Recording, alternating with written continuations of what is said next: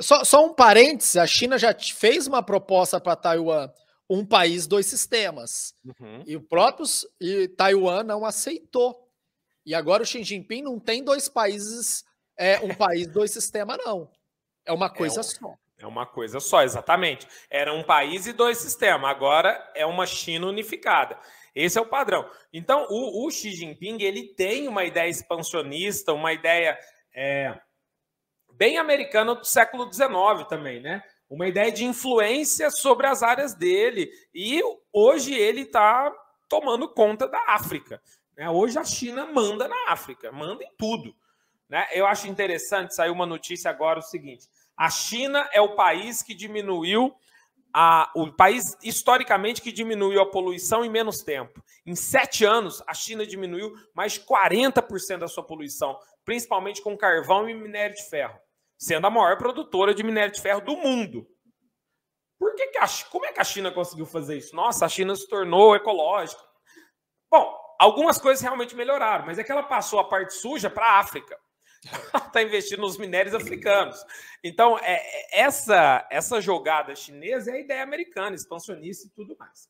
Bom, quando eu penso no Japão, o Japão está com uma economia totalmente estagnada, né? O Japão também isolado no planeta, a terceira economia mundial, não sabe por quanto tempo, população muito idosa, ninguém tem filho, né? Um país com uma condição natural horrível, né? Péssimo. E uma questão também é de dificultar a migração.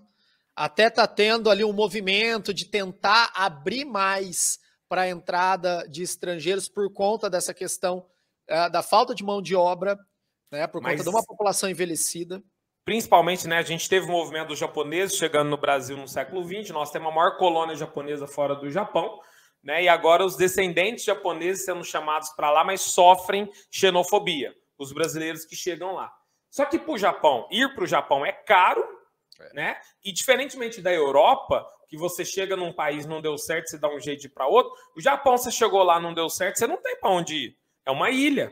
Né? São, quer dizer, várias ilhas, não tem para onde ir, é só o Japão mesmo. Então é difícil apostar no Japão, né? Nesse processo de ida. Então, um país que tende, né? Tá virando a pirâmide demográfica invertida e tudo mais. Você teve o ataque do Shinzo Abe, né? O ex-primeiro-ministro, que também traz aí uma possibilidade da mudança, né, japonesa, que tem esse risco aí do domínio chinês na região, e uma política de segurança do Japão totalmente pacifista. E você teve o ex-primeiro-ministro morto por uma arma caseira, né? Que no Japão, menos de 10 pessoas morrem por armas no ano.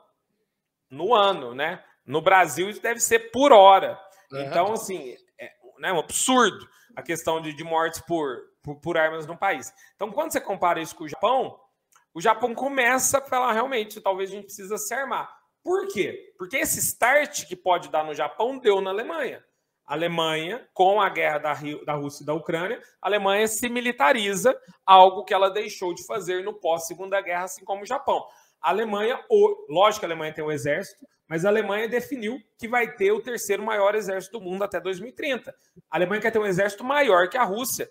E o Congresso alemão aprovou isso para mostrar para a Rússia que ela não vai limpar a Europa. Então, o efeito Rússia teve esse desdobramento, como teve o efeito da Finlândia e da Suécia tirar posicionamento neutro. Então, quando você tem uma potência invadindo outros territórios, você fala, não vou ser invadido. Quem te garante? Então, você precisa ter o exército. E a China foi colônia do Japão. Isso pega, hein? Você ter a oportunidade de voltar em cima da sua colônia.